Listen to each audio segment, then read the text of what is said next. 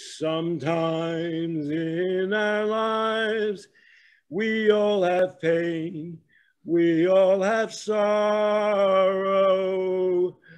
But if we are wise, we know that there's always tomorrow. Lean on me when you're not strong, and I'll be your friend. I'll help you carry on, for it won't be long till I'm gonna need somebody to lean on. That was pretty good. Thank you. You got an all right voice. You've been holding out. Some kind of emotion in it because it's a story. I mean, it's a song about people relying on one another. You know, what a crazy notion.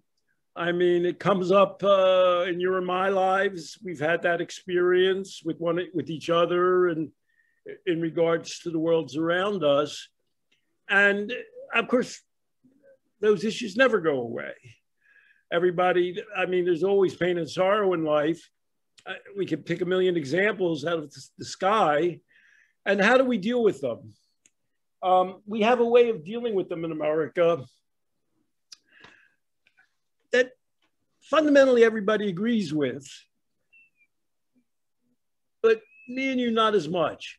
I'll just tell two stories, you know, just watching television this morning on MSNBC, Morning Joe, I'll just tell two little bitty stories. There's a man who appears on Morning Joe to discuss soccer, and he's got a bestseller.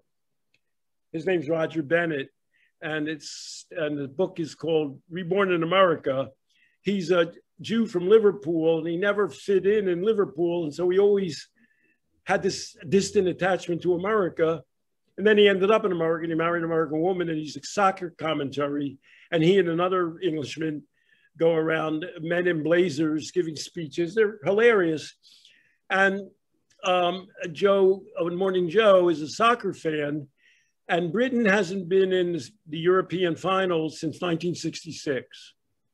And this time, one of their players got fouled within the crease. And it wasn't a blatant foul. A guy was going for the ball, and he tripped him. And then so an English guy gets to go one-on-one against the goalie, and he scores. And Britain wins, and they're in the European finals for the first time in 54 years. And Joe, you know, sometimes Joe's one of the last honest people on television. He said, I don't know, that wasn't really a blatant foul. Does it, you know, put off the victory a little bit, that's how it came about?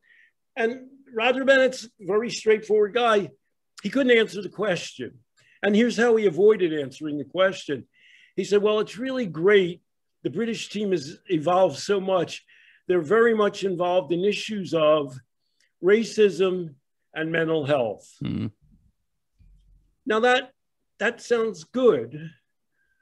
I mean, we were talking about soccer just 1 minute ago, and now we're into mental health. And then sometimes you wonder, I don't know, if they just played soccer, would that be mentally healthy? Is soccer and human and sports mentally healthy in itself? And one reason we have to ask this question is, have we become more mentally healthy? So there, a second example appeared. President Biden was outside in Illinois, and he visited the congressional district of a congresswoman named Lauren Underwood. And Lauren Underwood's she's fabulous. She's 34. She's been elected twice. It's an area, she's African-American. It's not an urban area. She had to go out and it was a Republican, it was held by a Republican. She had to go out and convince people to vote for her. She's a remarkable woman. And then he started talking about violence because we've discussed this, I think, a little bit. Gun violence is increasing in the United States, and it's increasing in urban areas. And I think Mika Brzezinski brought this up, and you're only allowed to say one thing about that if you're a progressive. you're only allowed to say, well, we've got to control guns. Mm-hmm. That's the only thing you're allowed to say. In the meantime, a man named Eric Adams, who I voted for, got elected mayor of New York City. He's an African-American who was himself beaten badly as a kid. He became a cop. And they had him and Bill Britton on. And they say things you're sort of not allowed to say on MSNBC. And this is, I'll do my Eric Adams imitation. There are two issues, and they're night and day, separate. On the one issue is we don't want people having automatic weapons because every now and then somebody goes out and shoots a tremendous number of people. However, the majority of gun deaths in America don't occur that way. They occur from handguns, and they occur in urban areas. And we have to just deal with and discuss these two things separately. And you're sort of, you don't hear this on MSNBC, Mm-hmm. but he's allowed to say it because, well, he got elected mayor. Well, he has gotten elected mayor. He has to go against a Republican. Curtis Sliwa's running. And but he's been around the block. And the most progressive borough is Manhattan. They didn't vote for him, but the other four boroughs voted for him because people want to feel safe. And I know a little bit about this approach because I worked with Above and Beyond Chicago, and they were contemplating going beyond addiction issues and violence issues. And the issues are to target high risk populations with a kind of a carrot and stick approach. They know where violence occurs, and they know who the perpetrators are. And, you know, they've often committed crimes. And so they would go to them and say, well, you know, want to go to jail, or do you think we can do something more productive? So Eric Adams is describing all of this. And then what he describes as being more positive for them was that many of them had learning disabilities or mental illness, which is true.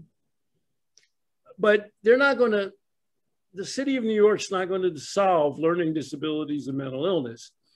What Above and Beyond I know they were thinking about, and I think Eric Adams is as well, is getting people engaged in a positive lifestyle with some kind of goals and purpose and skills, something pretty pragmatic.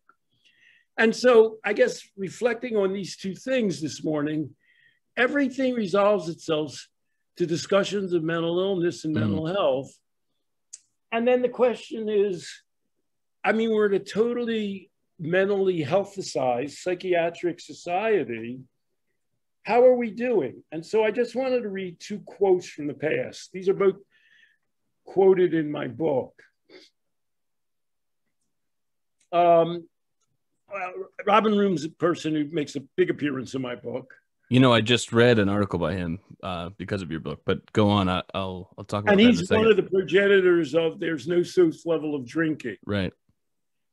I've drunk alcohol with Robin Room in 3 different continents, but let's leave that aside. Okay. Neither of us has gotten drunk or done anything bad. That's not our personalities, you know what I mean? But this occurred in 1988. We were at a conference together. In comparing Scotland and the United States on the one hand with developing countries like Mexico and Zambia on the other in the World Health Organization Community Response Study, we were struck with how much responsibility Mexicans and Zambians gave to family and friends in dealing with alcohol problems, and how ready Americans and Scots were to cede responsibility for these human problems to official agencies or to professionals. So do you get that?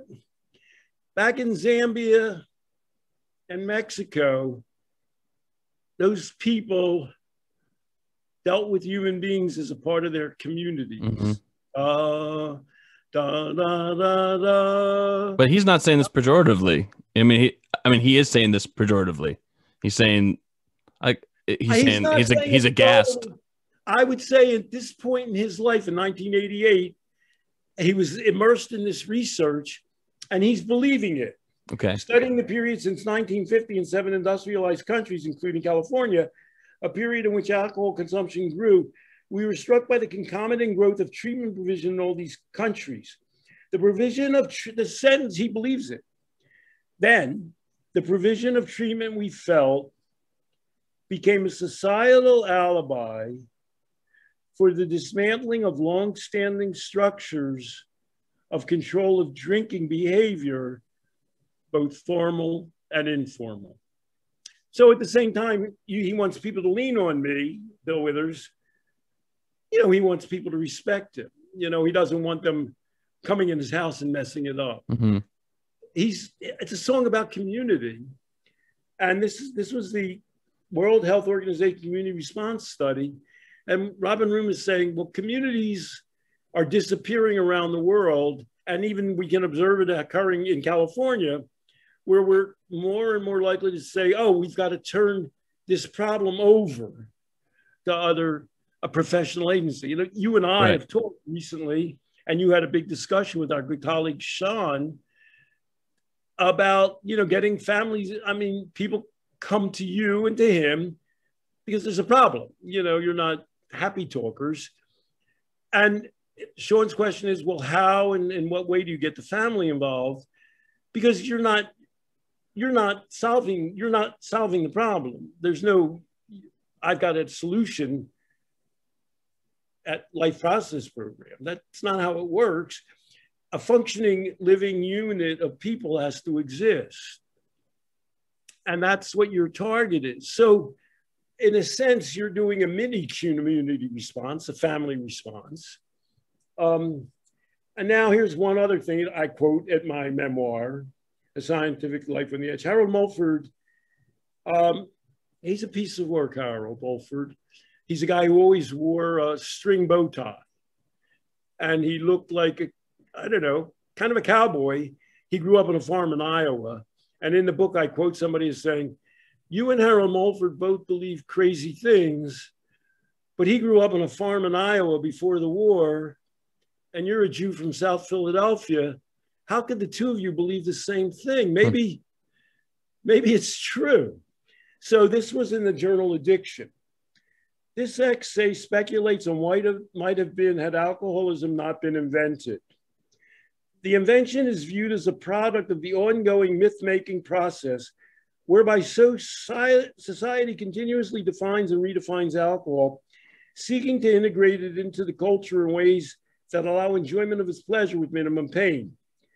Had alcoholism not been invented, and Harold Mulford was an alcoholism guy, he ran at treatment centers at one point, the myth-making process might have yielded another simplistic explanation of drunkenness, but more likely alcohol would have remained the supposed cause. The per capita alcohol consumption uptrend of some 50 years standing might not have reversed as it did in 1982. Chronic drunkards might still be denied life-saving hospitalization, which gains them more time for the natural reform process to work for them. So he's saying, well, there have been benefits. Local communities nationwide might have taken common sense actions to facilitate the natural rehabilitation process and provided more benefit to more alcoholics for less cost than treating alcoholics. In other words, a human being in your community shows up, something's not going right, people know about it. And you could do what? You could send them to a hospital bed and something might happen there. It's very expensive. Or you could deal with it as a community response, offering services within the community, social support. It is expected that America, and this is where he comes out looking at the future, Harold Mulford. Harold Mulford's dead. It is expected that Americans will continue to drink and will continue to seek a more harmonious relationship with alcohol. Mulford's saying that in general, people are looking not to have pain and sorrow, but to try and have an integrated personal and community response to alcohol. The informal social controls will continue to largely constrain individual appetites for alcohol's pleasures, and most alcoholics will continue to gain control over their excessive drinking in the natural course of events with or without exposure to alcoholism treatment. So here's two guys, two researchers, brilliant men, both of them, Robert Rue and Harold Mulford, and they're both kind of saying the same thing.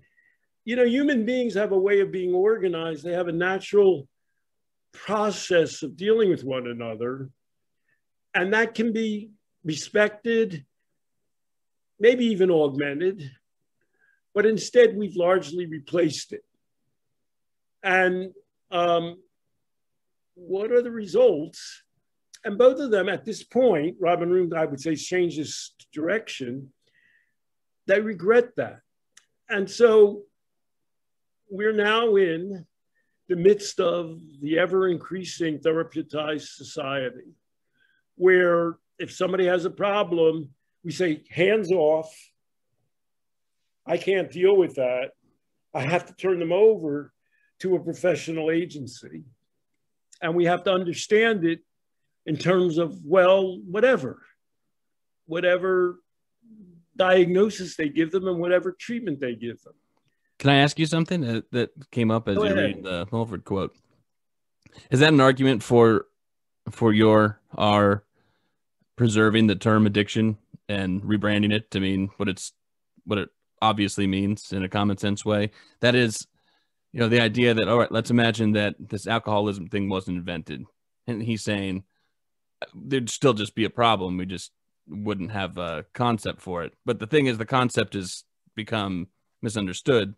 So what's happened is that we have sort of a blanket form of help, and that may or may not be helpful, and it's state involved. Not helpful. And it's not. Well, I'm trying to put him in a hospital because I think it's not helpful. I'm trying. He's against the disease of alcoholism, and then he's saying, well, let's throw out alcoholism altogether. Right. And I discussed that in the book. I say he's wrong. Alcoholism still has meaning. It's the labeling it of a disease, which he's very aware of. He talks about Iowa went from a community system to a hospitalization system. The NIAAA was sponsored by Senator Harold Hughes, who was a senator and governor from Iowa, who Hal Mulford knew. And they went to a medical model. And so he's throwing out, I think you're agreeing, the baby with the bathwater. Alcoholism means something. Well, he's even addressing it. I mean, he's even sort of bringing up that problem, that it's going to be a problem one way or another, whatever we call it. But we should reconceptualize this thing. It's just this other thing's been invented, right? And you're saying we could still call something addiction or alcoholism. People kind of know what that means. Let's just be sensible about it. You know, when we offer help, let's be sensible about it. And that's a conflict I have with some people who otherwise agree with me. Right. Yeah. Right. And also dead lately, John Davis, a few years ago, John Davis, who wrote a book called The Myth of Addiction. And he cites the same data that we cite, which is, well, look, people change. Right.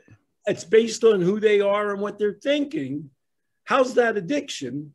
It's just like behavior. And Gene Heyman's another person who says addiction's a choice.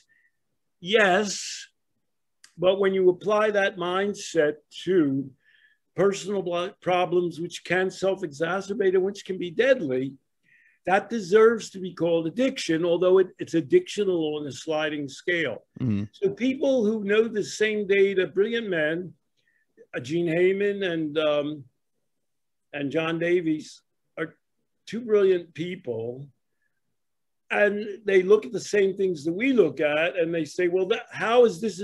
They're really saying, this isn't a disease. It's something that varies with who the human being is, where they are in life, and how they're thinking. And we say, exactly, that's addiction, and it's a sliding scale. We don't label people as having a disease, or we don't even label them as addicts. However, being aware of that addiction sliding scale is the basis for our making inroads and talking to them about what their problems are. And so that's the distinction, is that the idea here, the idea that he brings up is that, well, by saying addiction, by saying alcoholism, we are manufacturing a label that is ripe for being misused, like cancer or something like that. Right. And so that applied and all these sort of getting all the sorts of funding and applied by the state as labeling people. And you're saying you can use the term to describe an experience. It's not a label. It's just something to be aware of and contextualize. And that's what we mean by non-labeling and harm reduction. When we mean, we're not into recovery because we're not into people recovering from what? We're into people living their lives. We're not into abstinence because we're not into, well, stop taking substances. We're into people living their full lifestyle. And so we agree with them. The focus shouldn't be on the object of what's going wrong. The focus should be on their entire life and helping them to deal with it, which is right. What Hal Mulford's describing. But that's still, everybody knows what you mean when you say addiction. Everybody focuses on it. And if you just disabuse the myths of addiction and get them not to be pejorative and judgmental, it can be a helpful way of conceptualizing where you're going. And so what do you say to this?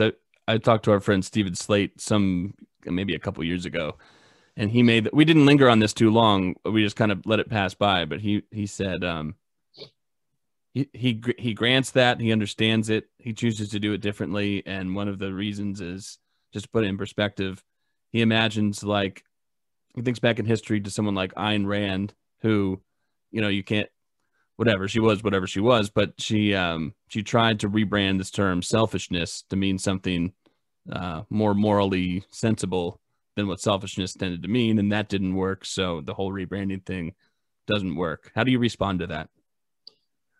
Well, I may have bastardized his it's been with point. us forever, and it'll never disappear. And everybody goes into thinking about addiction with an idea. Everybody knows when you say they were addicted to something, even if you use it in an unconventional way, if you say, well, they were addicted to another person, everybody grasps where you're going. Mm-hmm. Even if they haven't ever read Love and Addiction or thought about that, they understand. They know people who've gone off the deep end and had a totally self-destructive relationship. If you say about the chef who killed himself in the middle of a relationship, Anthony Bourdain, and you say, I wonder if he was addicted to his girlfriend, everybody kind of knows where you're going with that. It at least trends, it's negative, it had bad consequences, it was an over-reliance on something or overuse of something. People sort of grasp all of that. And, addiction is a word that's existed before it meant what it currently means. So part of what we're trying to do is to return it to its formal, meaning, which means overly given to something that doesn't objectively deserve. So we were talking about the movement from a community to a medicalized approach. Right. It's self-addictive in the sense that it constantly feeds itself. It certainly leaves a lot of loose ends. The approach itself is feeding on itself. Nobody in the world thinks, I did that interview, that podcast. Nobody in the neuroscience first reared its head in the late 1970s with the endorphins. Nobody in the field of addiction or mental health thinks that addiction and mental health issues have improved. Right. And 95% of them think they've gotten worse and significantly worse. And so you and I are in a strange spot of saying, we're never going back to that Harold Mulford, Iowa world. That's just not happening. We're not going back to the Mexican Zambian world. They're not there now. What we're trying to do is retrieve the essential elements of focusing on people's lives and communities and encouraging those things, because that's the only way to people get better. You're not going to have a medical solution. And so I began by talking about watching Morning Joe, and everything, the goddamn European Championships resolved itself to the British team deserved to win because they're dealing more with mental health issues, God bless them, and racial issues. That's good. And then, you know, the guy who's going to be mayor of New York is sort of saying, we're really going to have to get down to the people in the community level, or we're not, you know, that's what this is all about. We somehow really, he's saying, we've got to give people, this is my translation, and what we did in Chicago and Above and Beyond, we have to give people a stake in life and in their communities where they feel some value and some respect for other people and for themselves and some opportunity to get ahead in life other than expressing violence and, you know, attacking other people. Your There's no getting around it. Your comparison here is that, to take your words away from you and just rebroadcast them, you're watching sort of on the big screen the championing of dealing with mental health issues. And just if someone says that, you have to say, yay, you know, that has to be a good thing, no matter what you're talking about. Meanwhile, on that same screen, maybe at a later time, there's somebody who's saying, we have to disentangle what that even means, and in a common sense way. It might not be worth championing quite yet because we're not going about this the right way. And as much as I love the Congresswoman Underwood, she can't discuss anything but gun regulations. I mean, Eric Adams isn't a soft and huggy guy. Mm-hmm. I was almost crying watching him say, look, there's two issues here. We need gun regulations. We don't want people out with long guns shooting up a supermarket. But that's not the essential problem we're talking about right now. We've got to burrow into a community and the people there. Most murders are, and I'm saying, oh my God, there's a guy on MSNBC. He's a Democrat. He's kind of a liberal. And he's sort of talking sense. That really shakes things up. You know, I'm saying, oh my God. And, you know, and everybody, nobody's putting him down, although the Reverend Niall Sharpton, bless his soul, he's not a guy who, this is a statistic you're only allowed to utter on Fox News. And the soon-to-be mayor of New York uttered it on MSNBC. 95% of the victims of gun violence in the United States are people of color. That's where it's happening. And Eric Adams is a guy who's able to say, if you're ignoring that, if you're only worried about people shooting up, you know, nightclubs and gambling casinos, you know, you're not really showing a respect for the people you claim that you want to help. So I just want to give two other big examples. We've discussed these. Can I say something real quick? I'm sorry to interrupt. No, I thought, you know. You make me think. Go on. I like a little give and take. Do you think that people are unwilling to cite that statistic because, as you say, that's such a conservative talking point? Because the people who use that talking point are often doing it nefariously. Because, well, don't you see that people in African-American communities are murdering themselves? Well, that's what, and at the same time, you could say that with an appreciation for human beings and well-being and say, okay, look, let's not ignore the statistic. You kind of wrap it all up in the same package, and you're sort of not allowed to talk about that because that's antithetical to your moral sensibility. And I wouldn't have the guts to say the statistic if Eric Adams didn't say it, and Morning Joe said it. Mm-hmm. Morning. You know, Joe Scarborough's got some guts. He wouldn't have the guts to say it. But what Eric Adams is saying is, if you're really going to respect human life, you have to go and look where human life is being lost and deal with that and whatever that traces back to. And it has something to do with gun control because people are shooting each other.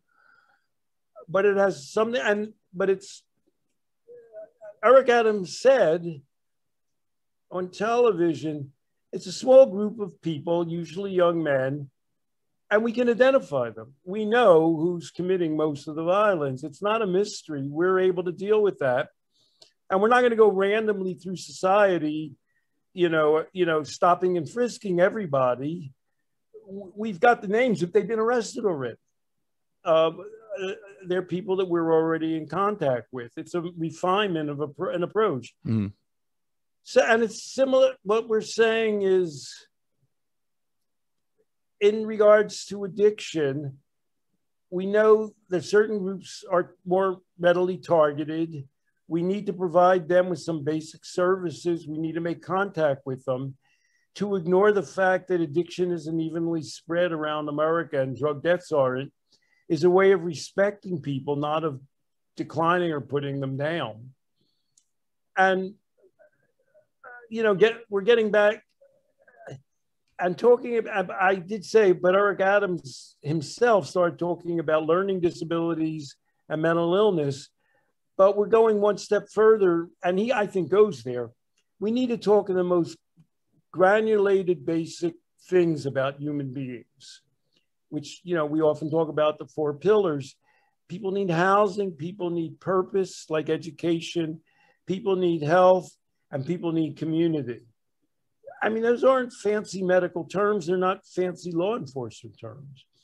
So I just want to, I began this, maybe we've gone beyond it, but how to interpret the news as a mental health proclamation. We've talked about Britney Spears. And it remains, we're not, a lot of the things we talk about are unpopular. But everybody in the United States virtually says, wait a second, Britney Spears is 39 years old and makes multi-million dollars and goes on stage, which is a very demanding job, and she's not in charge of her life. And I don't know the answer to all of this. She's under a court supervision, and she's being force-fed lithium. So somebody, I assume the court, has hired a psychiatrist, and Britney Spears was doing destructive things 12 years ago when the conservatorship was put in place. But somebody has said, oh, I assume she has bipolar. She's under our court supervision. She's got to take a lithium. She hates lithium. She feels it makes her groggy and not able to communicate with people. And nobody will listen to her. How did that happen? How did everybody says, wait a second, how can a 39-year-old mature woman who's capable of making millions, how is her life not in her hands? And the answer is somehow tied up to, she's been diagnosed and she's being treated. Cheers for a soccer team dealing with mental health, and that's something to be championed, has a lot to do with someone like Britney Spears or anybody being sort of, let's just say, owned by the state. Is that what you mean? It's unfair to ask you this question, but to her and to you, if Britney Spears was your client and she has a relationship with a boyfriend, she has good skills, that sounds like a client you would want to expand their horizons with. You would say, well, here's a person with some strengths and some abilities and relationships. This is a person it's not a homeless person with no education. This would seem to be a person whose strengths we could build on to get them out of, although I'm not clear on what gives her a current diagnosis. I'm not aware that she's abusing substances in any way. I'm not aware of what signs she's showing of a mental illness, but maybe she could still use some support and help. But instead of being pegged towards some diagnosis and treatment, it should be pegged towards what she's doing quite successfully. Right. And so that's the last example I want to give. There's another example where everybody in the world reacts the same way that you and I react. We're not doing anything. Nick Heather wrote us a letter about this. Sha'Carri Richardson is the world's fastest female runner. She tested positive for marijuana in Oregon, a state where marijuana is legal, and she's been banned from the Olympics. And everybody's going, wait, how can that be? It's a legal drug and it's not a performance enhancing drug, and she didn't smoke it before she ran, where you might say, okay, that's some kind of advantage. She smoked it at night when she's trying to unwind from whatever. And here's where the mental health thing comes in. The correct answer to the question, why did you smoke marijuana last night? It's not a performance enhancing drug. The correct answer to the question is, well, it's none of your business. It has no effect on my work, but I did it because I wanted to, because it offered me some relief or some enjoyment. Like, you know, if she had drunk a glass of wine, no problem. She's running in the Olympics. She herself, gave an explanation. Now, I'm not putting Sha'Carri Richardson down. She's she's out of the Olympics, and they have a rule, and she violated the rule. So when she got up and gave her explanation, she's probably thinking, well, how am I going to get out from under this, which she can't do? And the explanation, she was raised by her grandmother, her biological mother, and she was separated. She had just learned that her mother had died, her biological mother had died, who she wasn't in touch with. And she said she smoked marijuana. I don't know if I have an exact quote, but it was a traumatic reaction for her. Right. She confessed to some kind of trauma because, she just learned her biological mother. So she, again, as she may be thinking, I have to make some kind of a case here. Right, exactly. To the Olympic Committee. So that's why I smoked marijuana. But if she had smoked marijuana because she was worried about, getting off to a good start in the starting blocks, or she had run one step slower than she thought she should have, then she should be banned from the Olympics. Then it would be okay. It's only if you have a mental health or a trauma explanation for something. And the worst part about it of all, chapter 9 of my book is called The Remedy for Addiction is Purpose, Connection, and Self-Acceptance. Purpose, connection, and self-acceptance.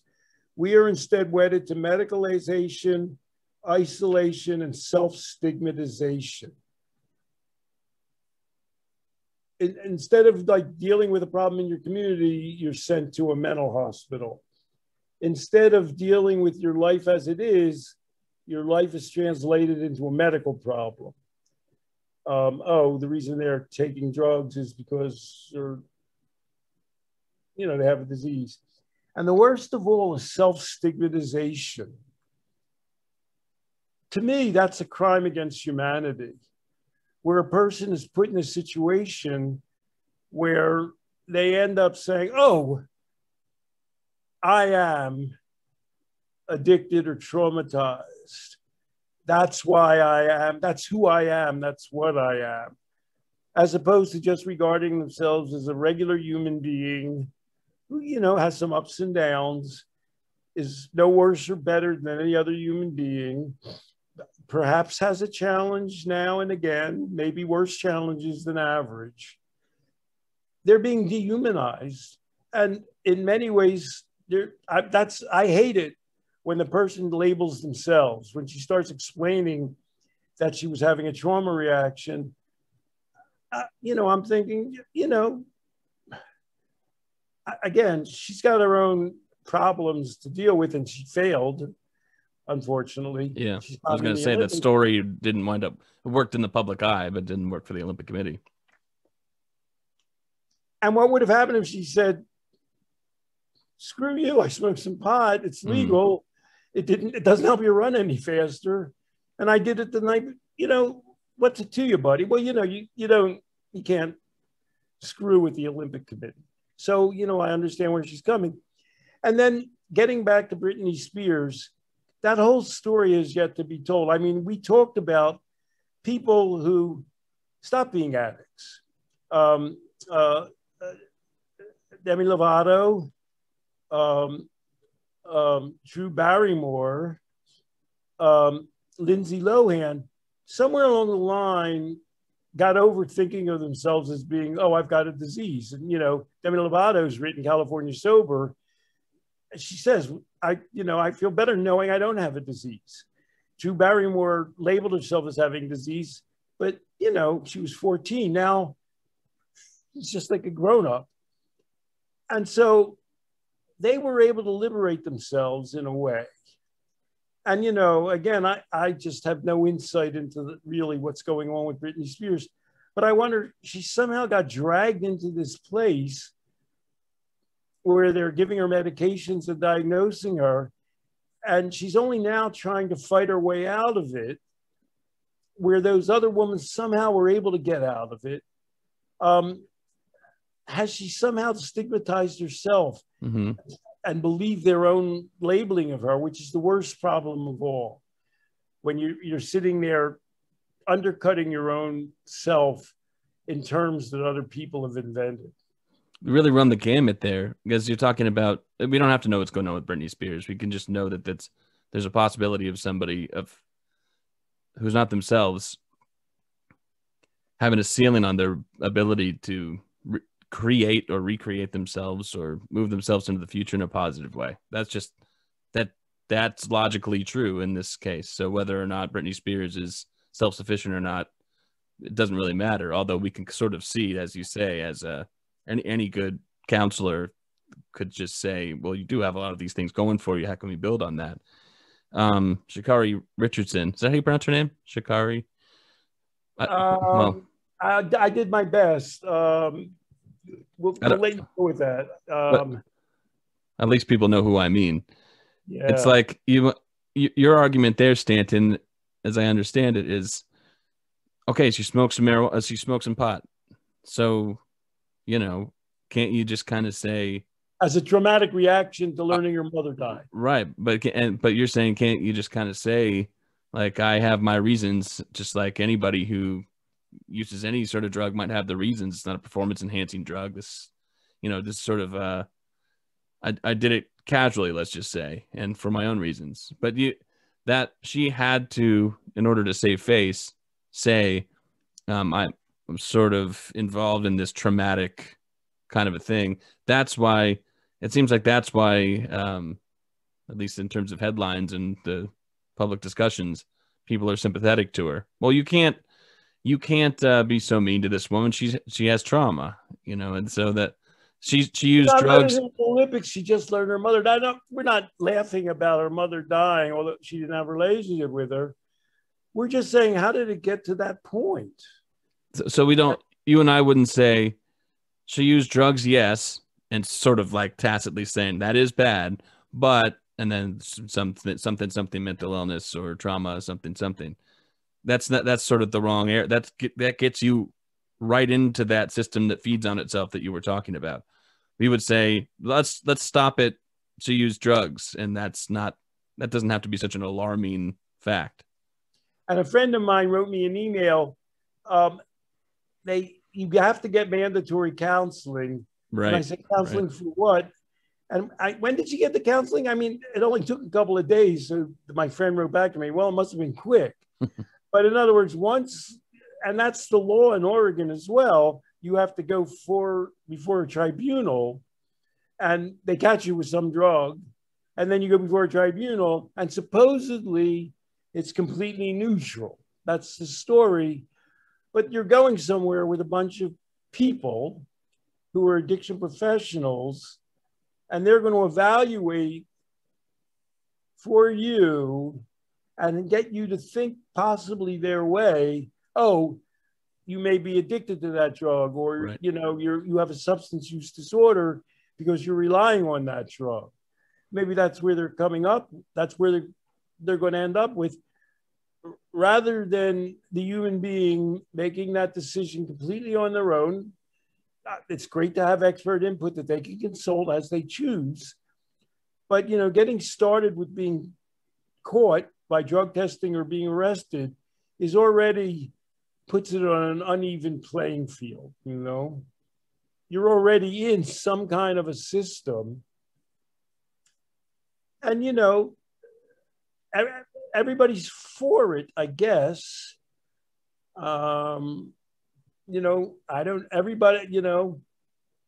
everybody thinks, well, let's test Britney Spears and see if she has a mental disease or mental disorder. Let's see if Richardson smoking marijuana, I don't know, because she's drug dependent. And we're going back to that whole community thing.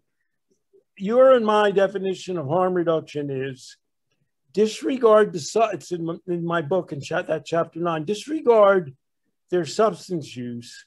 And this is what we do in life process program. How are they functioning? Mm-hmm. How are they feeling about themselves before we showed up? If they're functioning well, if they feel okay about themselves, well, there is no problem. If they're impaired and they're distressed, and working with them, we can trace that back to a substance issue or some other involvement issue. Okay, that's called counseling or coaching or therapy. But you start at the human being in their environment, in their community, and their functioning. And and getting back to American society, nobody feels we're doing well. And, nobody feels we're doing, although some data just came out about the pandemic. Initially, everybody was saying there were negative mental health indicators and addictive indicators. There's sort of a backlash now where they're saying, well, over the long run, people have progressed back to where they were previously. And there's possibly even some kind of improvement. Mm-hmm. Remember what Harold Mulford said? Harold Mulford said to people, human beings have an ability to adjust their use of alcohol in their own best interest, and so does society. And if you don't have that, then everything else is stopgap and bound to fail.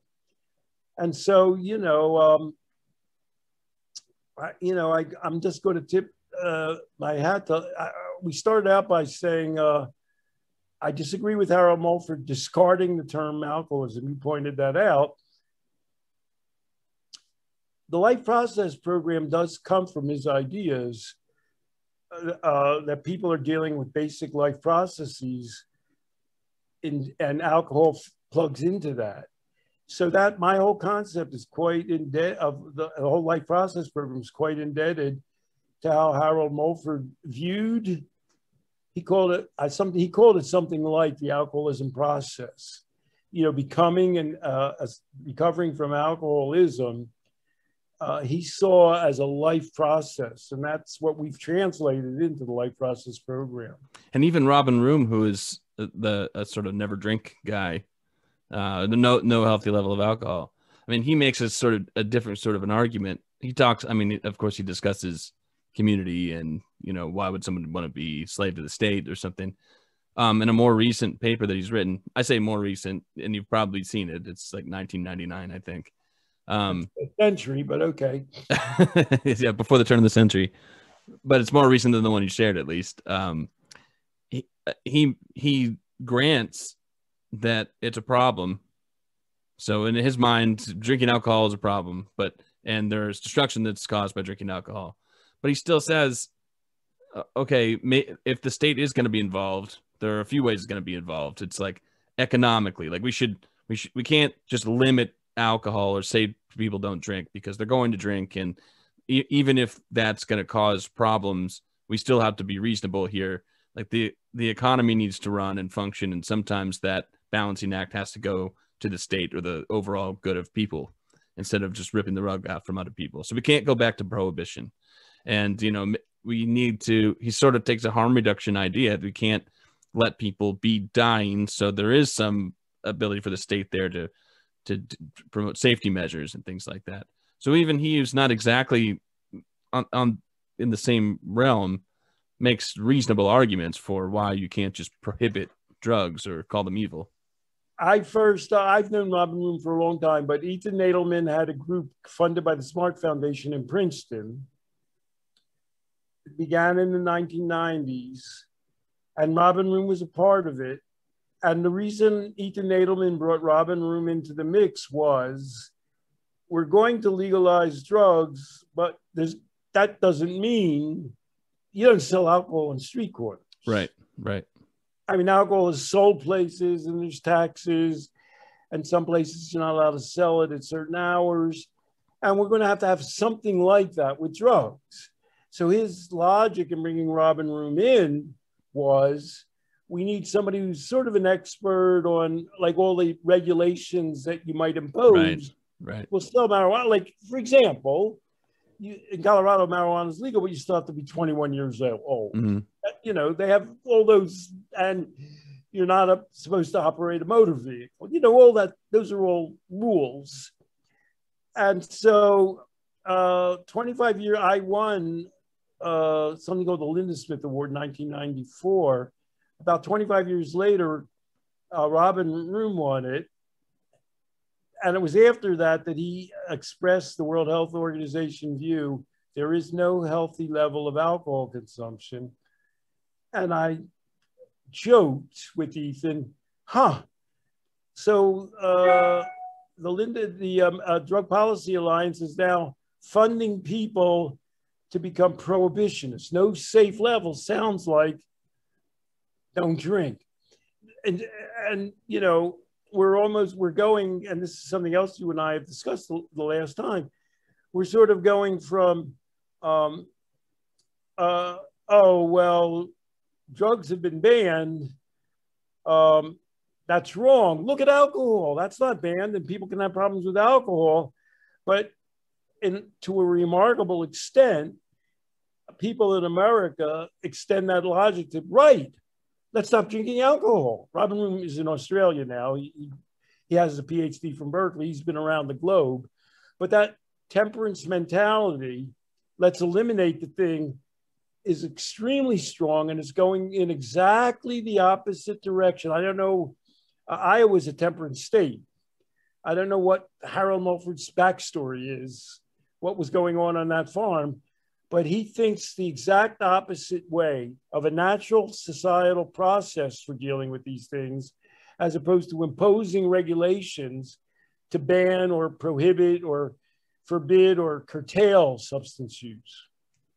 So how do we get back to, with 1 minute left, how do we get back to something like personal agency, community, education, community, if I haven't already said that? When you have, like when we talk about Richardson, I see three things at play that sort of can't help themselves. And the system itself that everyone has to contend with. Richardson herself, who sort of is in a pinch. Like, I have to come up with some story, and I know that what the public will hear and reinforce me for is something like I'm having a bad life event. And then there's the public response, which is they're waiting to hear that thing that they can be supportive of, and then they respond to it rather than anyone kind of diving into more common sense. And it's really, I know we chip away at it, but I can't think of, it'd be nice if we were running for office or something, if we had some slogan or soundbite to get us back in. And I don't, it's still, I'm left confused. Well, our local hero is Carl Hart's become kind of a libertarian. And he's sort of saying, well, I don't know, whose business is it if you use a drug? That's sort of his bottom line. Most people use it positively. Yeah. Why are we banning it and all? And Carl, is a world figure. He's got a, prestigious position. He's extremely well respected. But every time he appears on television, once in a blue moon, there's an article in the New York Times this morning about, housewives against alcohol. And they're talking exactly the opposite way. I mean, Carl is talking, they use normalization as a negative. Mm-hmm. Carl is saying, let's normalize drug use to make it a regular experience as a part of our lives. That the woman is a group. He's saying, let's be honest, that it's already become normalized. Let's just speak in accordance with the truth. Normalized. Let's unnormalize it. In other words, people drink as a part of a group. And so let's tell people, oh, that's not normal. Let's stop drinking. Right. As though that's some great innovation. And yet alcohol is the most normalized thing and a most normalized, powerful psychoactive substance in history. I mean, the most groups and the most people use it in a respectful way. People use it at weddings. They use it at bar mitzvahs. They use it in the Jewish faith in brisses and at Passover. People celebrate, great triumphs. People have reunions. Alcohol is embedded in our society in a largely positive way. And so the idea is not to denormalize it, it's to encourage normalization along positive other contours of people's lives. Well put. And so, I think, who's got more influence than Carl Hart? But it's like he's a drop in the ocean. He's talking about normalization, and the New York Times is writing an article about denormalization. 10 million people read. Well, he can't even get. We've had a busy Sunday morning. I mean, if we've covered the ocean of drugs and alcohol, but when I first got in the addiction and drugs and alcohol field, I said I wanted to get involved in the field that would never disappear. We're not anywhere near solving or even going in the right direction in most of these areas. No, but what I can say is that per Carl, I mean, for a long time, he couldn't even get on a news show without him being addressed as this controversial professor thinks. And I remember thinking, and I think I even wrote to somebody who addressed him that way. Controversial professor controversial is not a department at the University of Columbia, So he's just the professor and he knows things. He does have some prestigious spot. Right. I don't believe this guy. Right. So I don't know if you remember this or saw it. He had an interview one time. Someone started addressing him that way. And he said, before anything else, I'm not a controversial professor. I'm a chair of the Department of Psychology at the University of Columbia. I do research. I'm taken seriously. My research is real. I work with facts. And so, I think that's a hurdle we're going to have to get over. But as you say, someone like Carl, maybe paving the way for helping people sort of get through that hiccup. Referring to him, my memoir is titled "A Scientific Life on the Edge," and I'm trying to rope myself a little bit more towards the middle by attaching myself when possible to Carl.